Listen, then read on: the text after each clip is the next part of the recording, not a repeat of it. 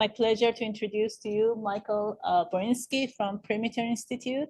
Michael got his PhD from Humboldt University, followed by postdoc and NICEF in Amsterdam, and the advanced fellow at ETH Zurich.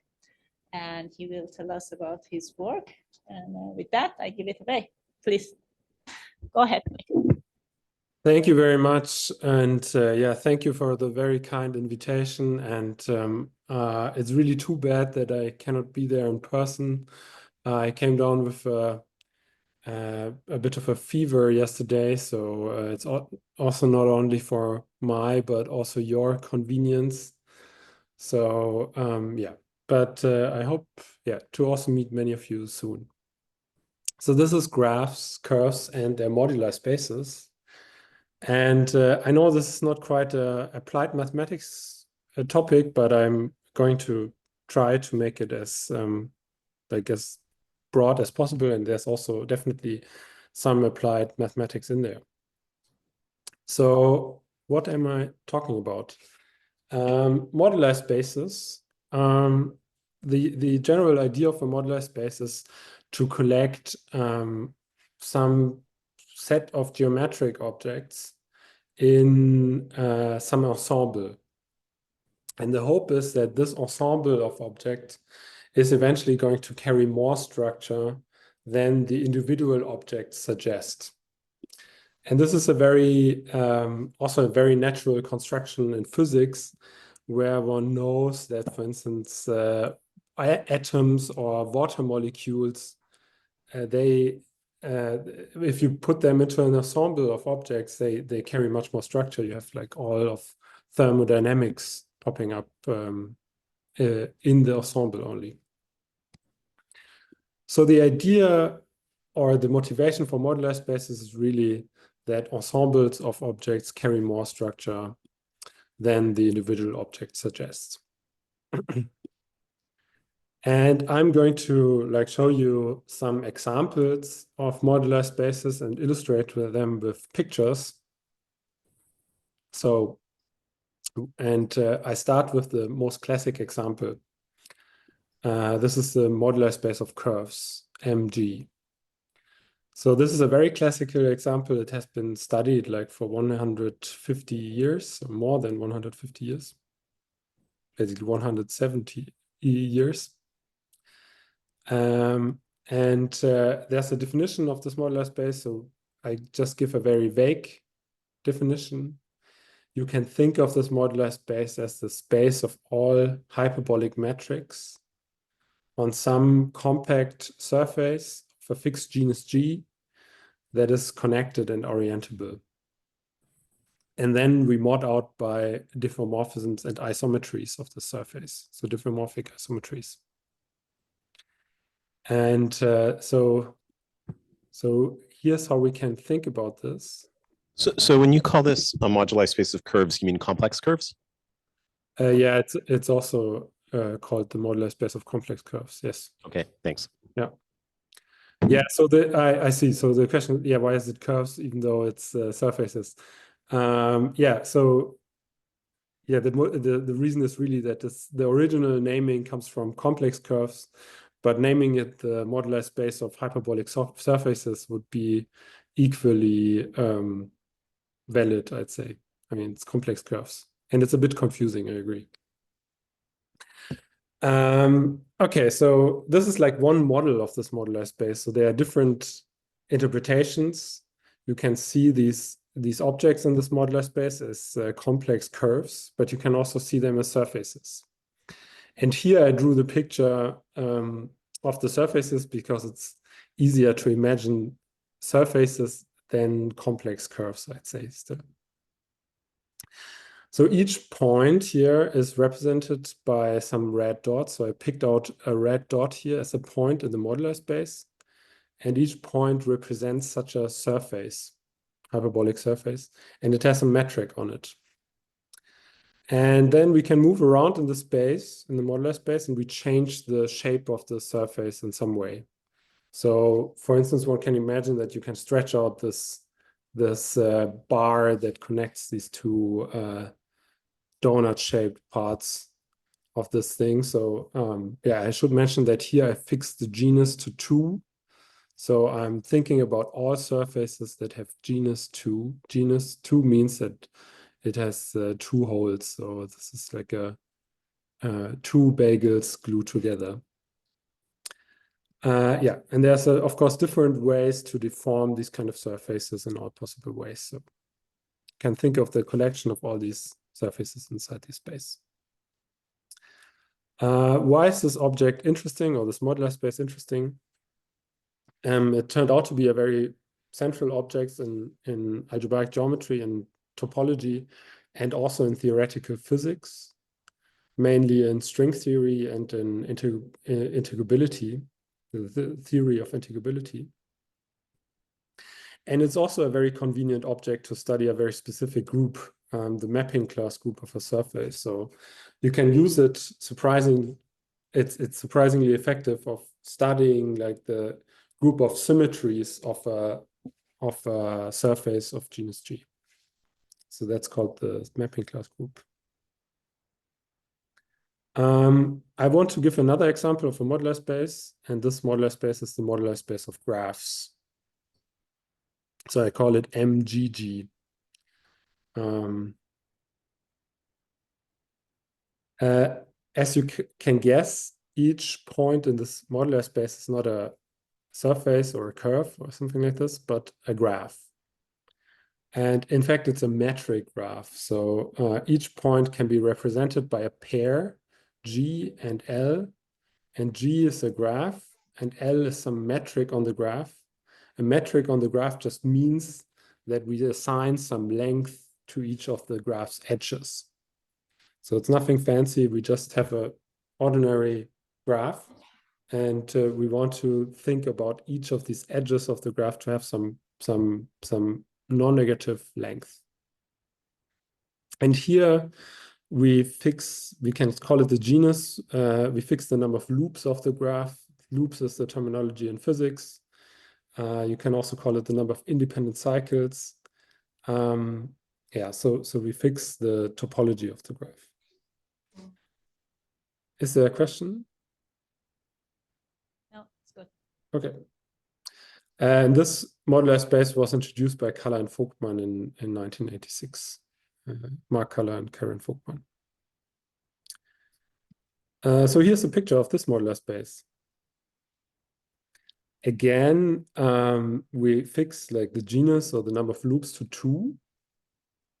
And these graphs are the main players in this genus 2 case. So this is like the theta-shaped graph. And here we have this handlebar-shaped graph. And these 2 dots, so I picked out 2 representative points. And you can think of each point representing like some metric graph. Now we can move around in the space. So for instance, we can move this left point here downwards. And this way we shrink the size of one of the edges. And of course, we can do this in all directions. And you see that because this graph has 3 edges, we effectively have like a space of a triangle that we can carve out by the different lengths of these 3 edges. So something interesting happens if we go to 0 length for one of these edges, then we effectively contract this edge to a point. And the rule in this modular space is then that we discover a different graph. So it's the graph where we just contracted this edge to a point or a vertex. And then we arrive at this hourglass-shaped graph. So this whole edge down here of this triangle, the border of this triangle, it corresponds to this hourglass-shaped graph with 2 edges. And this way, all graphs are glued together in this modular space of the fixed genus. We also want to mod out by some isometry in this modular space. So this original graph here has a S3 symmetry that just permutes these edges. So we eventually want to identify these 6 points here. This is S3 symmetry that rotates this picture. And we can also think about different points in this moduli space. So for instance, we can also change the edge length of this graph here. And here's something interesting. So if we contract this middle edge, we again get close to this hourglass shaped graph, which we already get here. So this is how we see that the cell corresponding to this graph, to this handlebar graph, and this theta-shaped graph on this side have to be glued together along this edge that represents this hourglass-shaped graph.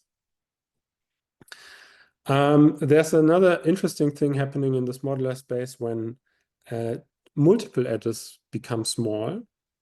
So for instance, here in this little graph, we make 2 edges now very small.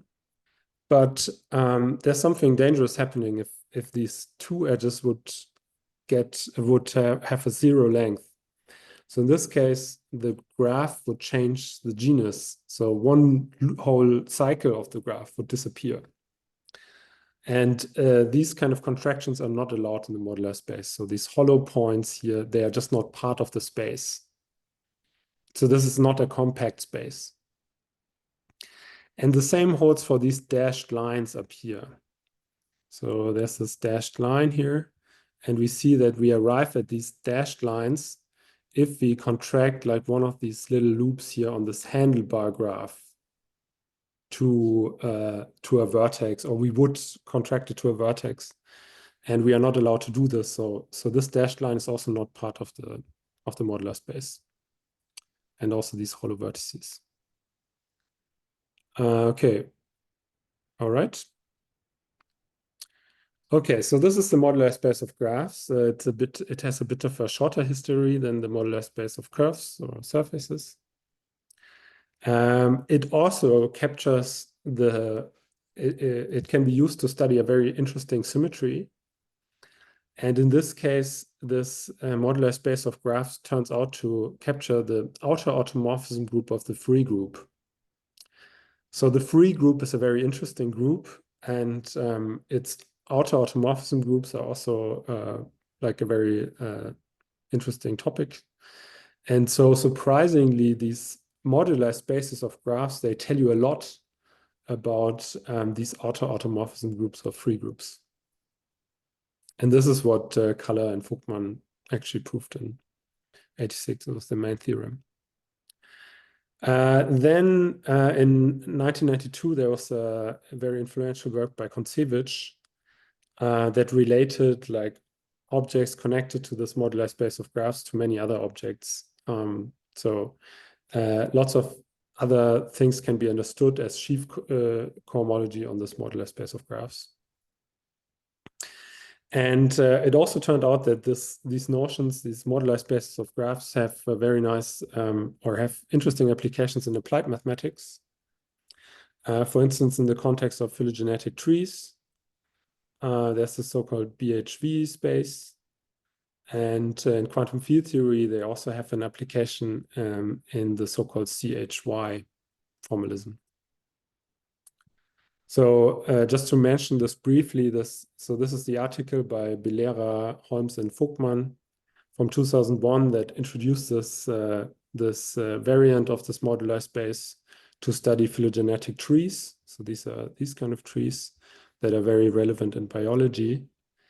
And the important structure here is that by embedding these trees in the same way as I just explained to you in this modular space, we can impose a metric on these spaces, and we can measure the distance between different phylogenetic trees. And that turned out to have very fruitful applications also for computational biology.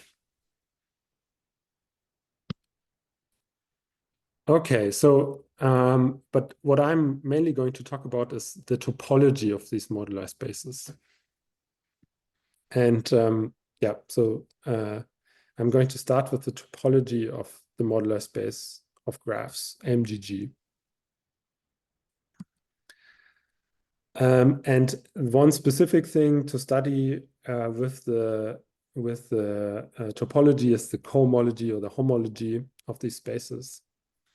And both are almost the same in this context, because here actually I only consider rational cohomology, so cohomology over the field Q. And yeah, so if you're not so familiar, or so to just remind you what this means, these cohomology groups, they are a measure of the k-dimensional holes in these spaces. So these are vector spaces, these HK, MGG objects or groups, and their dimension gives the number of roughly the k-dimensional holes of these spaces in a certain sense. All right. So what's known about this cohomology or the homology? First thing, from Kaller and Vogtmann in '86, they immediately proved that even though the dimension of this whole modular space, the modular space of graphs, is 3G minus 4, from the perspective of topology, this space mimics a space of dimension 2G minus 3. So the cohomology vanishes if the dimension of the cohomology groups is larger than 2G minus 3. So that means that there's a deformation retract. So there's a continuous transformation that continuously contracts the space to something of lower dimension, and this lower dimension is 2G minus 3.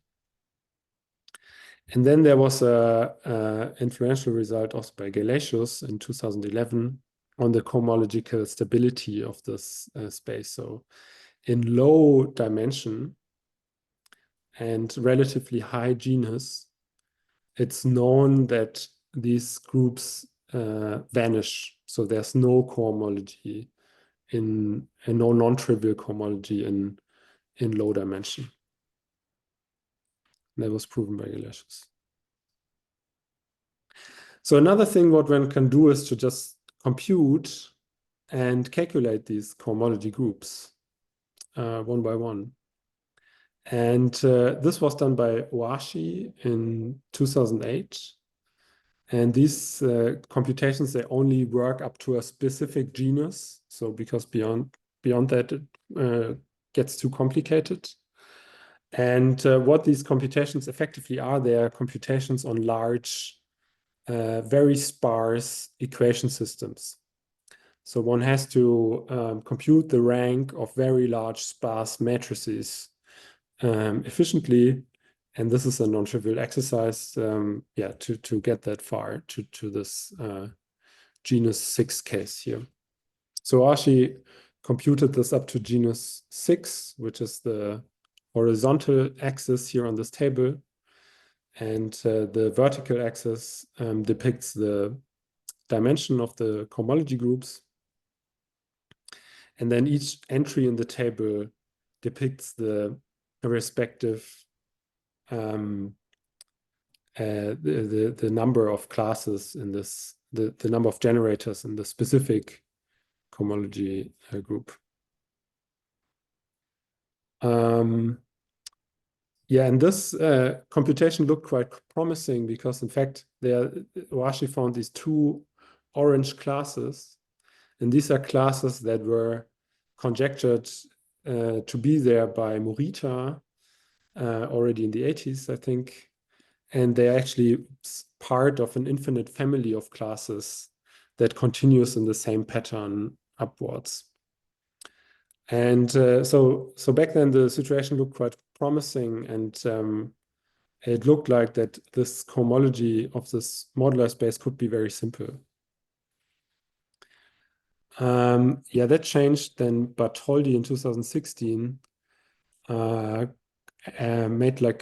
was able to solve the larger equation systems, and computed everything up to genus 7. And then he found like 2 more classes, one in degree 11 and one in degree 8, that didn't fit in this previous pattern conjectured by Morita, by this family here, these orange classes.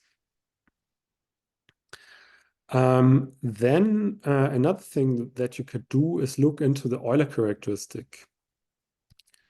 So the Euler characteristic of these spaces, it's the alternating sum of the dimensions of these cohomology groups. So we just sum over each column of this table, but we alternate in sign. So that computes the Euler characteristic in each genus. And so it turns out that the Euler characteristic is actually, it's possible to compute much further with the Euler characteristic, because one does not need to know like the explicit dimensions of these cohomology groups to have a chain model, and to know the dimension of the chain model is sufficient to compute the Euler characteristic. So computing the Euler characteristic, so these blue numbers, is actually much easier than computing these black numbers. And this slightly easier exercise was done by Morita, Sakazai, and Suzuki. So they used a Japanese supercomputer in 2014. They used the representation theory of the symplectic group to make these computations. And they found this very fun continue the sequence exercise. So the sequence then of this Euler characteristic starts with 1, 1, 2, 1, 2, 1, 1. And yeah, the question is what they found next, but the next number was -21 and -124 and -1202.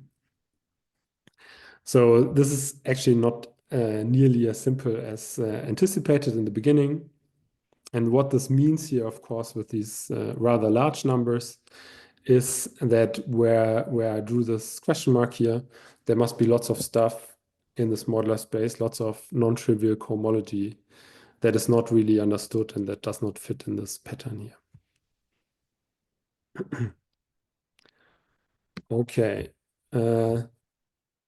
So what we now did, so Karen Vogtman and I, in 2023, we proved an asymptotic formula for this Euler characteristic. So for very large genus, we proved that this Euler characteristic, it actually grows rapidly. It grows super exponentially, like g to the power of g modulated by some exponential and some g log g squared term. And there's an interesting constant up here. And this tilde sign, it means that both sides of this tilde sign tend to 1 for large G. And this just, so the consequence, like I explained before, is that the dimension of these cohomology groups grows rapidly with the genus. So for larger G, the dimension of these, so there's lots of cohomology hiding there. And so Michael, did it agree with the computer calculation at the lower G limit? Or? Yeah, so this is so what the asymptotics, if they agree with the like the numbers you had, like -12 or 2 or something, is that close to that if you use it naively in that situation? Yeah, we actually, yeah, you ask how, yeah, the error is, so our error bars are very bad here. So there's like a order of 1 over log G error. So it's the error scales like at 1 over log G. So it's expected to be quite large at this point, but I actually cannot remember if it's correct. So actually later on, with tools from physics, we found a more efficient way to make these computations that didn't rely on the representation theory of the symplectic group. And with Jos Vermaseren, who's an expert in computer algebra, we implemented this, and then we could compute these numbers, this Euler characteristic, this sequence up to genus 100 explicitly. And these first 100 coefficients, they then match the asymptotic behavior very well, or quite well, actually. But I think at this low order, it's not really that visible yet. I mean, yeah, so you can also just see it how, so the first 8 terms are very far off from the actual asymptotic behavior. So they are very misleading, or the first, yeah. Not even negative. Okay, more questions? All right. I'm too slow probably. Okay. Yeah, let me briefly also talk about the topology of the modular space of curves. There, the situation is both similar and different. So I have had this, I drew this little cartoon picture of this modular space, but it's actually wrong because this suggests very much that this modular space is like a ball and simply connected. But you have to recall that this, or you have to know that this space has very complicated holes in it as well. So this is definitely not a simply connected space in the general case. So here again, the basics. So this modular space of curves was studied by Riemann in the 1800s. So in 1857, he proved that the dimension is 6G minus 6. Then in the 80s, Hara proved that from the perspective of topology, the space mimics a 4G minus 5 dimensional space. So it has a smaller dimension. And then in 2007, there was another celebrated result by Madsen and Weiss that proved the cohomological stability phenomenon. And they also proved that this stable range, so the cohomology in the low degrees, is computed by a polynomial algebra generated by these kappa classes, by these kappas. And this stable cohomology of the modular space of curves also has a very important role in physics and string theory. So here's a picture of this known cohomology, at least known as it was known before the pandemic. The blue wedge down, so again, the horizontal axis depicts the genus, and the vertical axis, the degree of the cohomology groups. And then this blue wedge down here, it depicts this stable range that is completely understood. So this is completely understood, and the gray area is not understood. And again, we have an Euler characteristic computation. So here again, we can do the Euler characteristic. Sorry, can I ask a question? Sure. What is the M infinity? Does that just mean it's independent of G for G large? Yeah, that's yeah, I didn't quite understand you, but you can actually make sense of this limit as a co-limit, but yeah, it's just for very large G. So the rule is that the degree has to be significantly smaller than the genus. And in this case, K must be smaller than 2/3. And in this case, the cohomology is stable. So each of these wedges, so each column injects into the next column, and there's only like small stuff coming from above, below, or in the other way around, we can always go back. So we have now, so the lowest row is constant, and the next row is constant, and so on. So all this blue wedge. All the rows in the blue edge are constant. Yeah. Right. Okay. Thanks for the question. Yeah. Any more questions? Okay.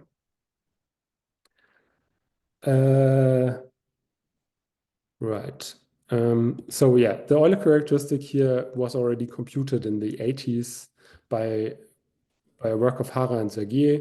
This was also very influential in combinatorics, this work. And they computed this Euler characteristic of this modular space of curves and showed that it grows, that it has an alternating sign, and it grows super exponentially, like g to the power of 2g for g to infinity.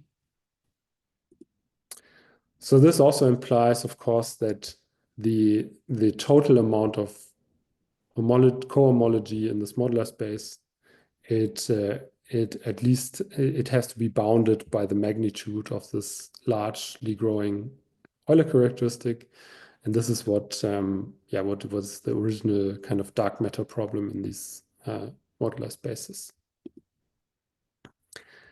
So the total amount of cohomology in MG grows super exponentially with G. The stable cohomology, it does not really explain it because we can just estimate the number of classes that can come from such a polynomial algebra. And the dimension of such a polynomial algebra in each degree, it's just the number of integer partitions. So because we can just count the number of monomials because we have commutativity, and that is the integer partition number, and it's a classic theorem due to Hardy and Ramanujan that the number of these integer partitions, it grows like some constant to the power of square root of k. So it grows less than exponentially, actually. So this is the picture. We have this Hara and Serge result that tells us that there is lots of cohomology in this gray area. Then the stable regime does not really explain this because it grows less than exponentially. Besides this, we have like some computations by algebraic geometers that actually computed like 4 classes outside of the stable regime.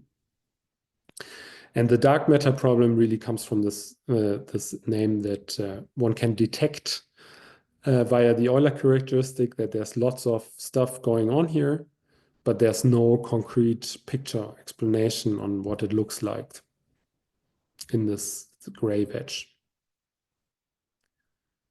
Okay. So in the last part of the talk, I'm going to tell you now what's new about this. So the situation changed in 2021 via a theorem by Chan, Galasius, and Payne. And this theorem related the topology of the modular space of graphs with the modular space of curves topology. And it, in fact, didn't like quite involve the modular space of graphs, but a variant of the modular space of graphs, the modular space of tropical curves, or the modular space of stable metric graphs. It's called MG-trop. But a tropical curve is, in essence, a graph. So the modular space of tropical curves is a variant of the modular space of graphs. So how does this variant work? Recall this little picture of our nice modular space where all the graphs live happily together. But they have these forbidden points here where they are not allowed to go because that would change their topology, or these forbidden lines. So the idea, or one motivation for this MG trop space, is to compactify the space. And we can compactify it by just filling in these holes, and we just sort of brute force fill in graphs where we kind of put a band-aid on the loop or the cycle that has been contracted, and on the band-aid we write a number, and the number is just the number of loops that are sort of hidden underneath in this vertex. So here we are sort of close to this point where this little loop here contracts down to a vertex. And if it happens, we just replace this vertex with a little green vertex, which is marked with a 1. So this is a compact version of our modular space of graphs. And it's called MG trop, the modular space of tropical curves. So Zhang Relations Spain, they proved that the homology of this modular space of tropical curves, it lives inside the cohomology of MG. So there's an injection from MG trop into the cohomology of MG, and there's some Poincaré duality, so the indices are shifted in strange ways here. So there's a Poincaré duality going on here. And it's also very well understood where this, where in the part of this cohomology, this homology of the modular space of tropical curves lives. And it's the so-called top weight cohomology. There's a weight filtration on this modular space cohomology. So this is why this homology of this modular space of tropical curves is also interesting. And so one interesting thing that Zhang Relations Spain observed is that there's a known object in mathematics. It's a very combinatorial object that actually computes the homology of this modular space MG trop. And this is Koncevich's so-called commutative graph complex. And this object is entirely combinatorial, so it's a chain complex. So it consists of vector spaces, and here I wrote down these vector spaces. So each of these G's is a vector space, and the generators of these vector spaces, they are graphs. And the chain maps, so the boundary maps between these chain spaces, they are maps that contract edges in all possible ways.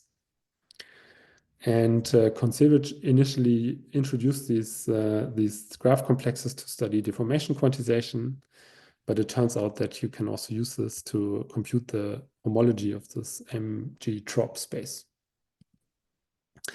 Yeah, this modular space, this graph complex has also many other applications that I only want to briefly mention. So for instance, it pops up in deformation quantization and in knot invariance, and yeah, in integrability in physics as well. But the key properties of this graph complex are two, for the story that I'm telling here, are two theorems by Willwacher and by Brown. So this theorem by Willwacher has two parts. The first one is as a stabilization result on this graph complex and translated into MG trop. This means that the homology of MG trop vanishes if the degree is small. But then there's a very interesting part of the second part of this theorem that tells us if we take all these homology groups, these vector spaces, for in a specific degree in 2G minus 1 of the genus G modular space of tropical curves, and we sum them all up, it turns out that this whole sum has a Lie algebra structure. And this Lie algebra has a name. It's the so-called Grothendieck-Teichmüller Lie algebra. Yeah, then before that, there was a theorem by Brown that proved that there's a free Lie algebra living inside this Grothendieck-Teichmüller Lie algebra. And it's actually a famous conjecture that conjectures that this map from this free Lie algebra into this Grothendieck-Teichmüller Lie algebra is actually an isomorphism. And this whole story also relates to so-called multiple zeta values, which are generalizations of the Riemann zeta function. Here for us, what's nice about this is that we can just compute the size of such a free Lie algebra very easily in each degree. And so what we get is a lower bound for the dimension of these homology groups here in this degree 2g minus 1. And it turns out that this lower bound is exponentially growing because the number of generators of this free Lie algebra are exponentially growing. So we find an exponential number of generators that live in this modular spaces homology. And then there are also explicit computations by Barnatan, Mackay, and Wilwacher on the level of these graph complexes. So they also solve very large equation systems to tackle this on a computer. So here's a picture of this modular spaces, of this modular space of tropical curves homology, which summarized everything that I said about it before. So again, the blue wedge vanishes. So this is the stable homology that comes from the theorem of Wilwacher. Then this pink line with these pink dots, it's where this Grothendieck-Teichmüller Lie algebra lives. And it features like an exponentially growing number of classes of generators in the homology. And then these orange dots here, they are still further explicit results of computer computations where Barnatan, Wilwacher, Mackay solved large equation systems that are generated by graphs to arrive at these 5 classes actually. And this upper line here, it comes from the it also comes from the limited support of these graph complexes. So the dashed line here are actually like specific graphs that are barely so beyond this there are just no graphs with this genus. So it just finishes above this line. And here the question is, of course, also what happens in this pink wedge and how much is there going on in this pink wedge. So yeah, but before I discuss this, let's just recall this theorem by Triangulations and Payne that mapped this homology of MG trop into the cohomology of MG, and just include this in the previous picture, which was still looking very sparse. And now we just map this pink wedge into this picture, and it's actually flipped upside down due to this Poincaré duality going on. But you see that this new information, it gives us lots of information in the top most degree, actually in the top most non-zero degree, at least rationally non-zero. And these 5 orange classes that were obtained via computer computations, they also give like much higher genus information than any of the very cumbersome algebraic geometry computations from before. So one can really reach to like much higher genus in this case. And we now know that there's at least like an exponential number of classes that lives here on this pink line up there. And this exponentially growing number of classes will, of course, quickly dwarf the only sub-exponential number of stable classes down here. So this theorem immediately became like the most fruitful source of information on this cohomology. Okay, yeah, so the question now is, the remaining question that I want to answer in the last couple of minutes is if this dark matter problem is now or completely solved, or to which degree it's tackled by this map from MG-trop. And the idea is to just again look into the Euler characteristic of MG-trop. So the Euler characteristic is again the alternating sum over these dimensions, these homology groups. But I mentioned that you can compute this using this graph complex. So that means that we can also just compute the Euler characteristic on the level of these, the dimension of these chain groups of the graph complex.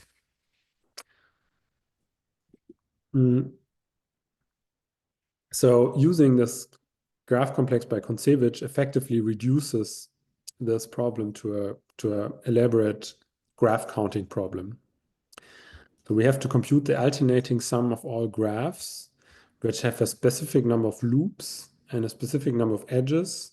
And there's also an orientability condition. So we may not allow like for odd automorphisms on the level of the graphs. And this graph counting problem, so I'm just sort of flashing a formula here, it can actually be solved like using inspiration from quantum field theory via so-called matrix integrals. And one can actually write down integrals that serve as generating functions of these kind of numbers. And this is a theorem from last year. And yeah, these are like zero-dimensional quantum field theories. One can actually solve this specific integral then more or less explicitly in the interesting limit, and one gets a, in quotes, nice generating function that's still quite complicated. So this is this psi here is a generating function for these Euler characteristics of MG-trop. And there's a certain sum over the Bernoulli numbers, and the Möbius function also plays a role, and other generating functions that are summed up here. But it's a formula that can be put on a computer, and that you can use to compute like 10,000s of terms here of this Euler characteristic. But more interesting is that you can also look into the asymptotic regime of these Euler characteristics. And this is quite interesting. So there's two different cases, the even genus case and the odd genus case. And in the even genus case, the Euler characteristic of this moduli space of tropical curves, it alternates again with the sign, and then there's a super exponential growth rate that effectively goes like g to the power of g. And these constants CE here, they are explicit constants, but they don't really help with the explanation. So they are not complicated constants, but it's still annoying to write them down, distracting. So the important G behavior is this G to the power of G part. In the odd case, the behavior is more complicated. So let's start from the back. There's also a super exponential growth rate, G to the power of G over 2, that dominates everything. Then there's a sub-exponential growth factor, but then there's a heavily alternating function. So this is a sine function, but in the argument, there's a square root of pi times g, and you can see that this square root of pi times g will yeah, almost never be a multiple of pi, or also a rational multiple of pi, because pi is irrational, is transcendental. So this will oscillate quite widely, this function, and this is quite fun. But interestingly, so one can still deduce from this that this Euler characteristic has a lower bound, and it's dominated by these. It comes from these dominating terms, like this g to the power of g over 2 and g to the power of g terms that bound the magnitude of this Euler characteristic from below. And here, what's interesting with this square root of pi times g factors, that one actually has to use the irrationality measure of pi to prove this. Sorry? Sorry, sorry, excuse me. Okay. Because the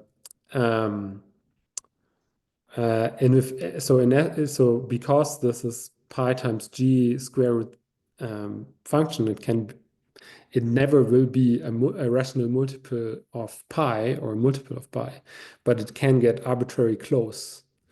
So the question is if it can eventually, like for integers g, cancel this growth rate of g to the power of g. So if the sign can get a zero, can sufficiently close to the zero of the sine function, such that this huge growth rate is cancelled. And the answer is no, but one has to use this irrationality measure. Okay, so just quickly back to mg trop and mg. So here are again the pictures. The result of the theorem from last year is just that. So this is mg trop again. And we had this unknown pink wedge up here. And the result of the theorem is that also here there's kind of a dark matter problem. So there's lots of stuff that is still unknown going on in this pink wedge. Now for the modular space of curves, this implies that this top weight cohomology grows with the same rate. So there's lots of cohomology in the top weight piece. So this comes from the theorem by Chan and Glacius and Payne. So just going back to this picture, which on the cohomology of mg, where we include this wedge that comes from this injection. We now know that in this pink wedge up here, there's also lots of cohomology hiding, and it depends on the parity of G slightly. But yeah, so to answer the initial question, what this says about the dark matter problem, it's that there's an interesting hierarchy of scales here. So the original Euler characteristic computation by Hara and Serge, it showed that there's g to the power of 2g much cohomology in the whole gray area. And this new result from last year, it shows that in this pink wedge, we have at least g to the power of g, or g to the power of g over 2 much cohomology. So g to the power of 2g still grows super exponentially faster than g to the power of g. So it's extremely, it's just extremely much growth rate. So this pink wedge still explains only a tiny fraction of the total cohomology of mg. And yeah, then this is a good place to stop, I think.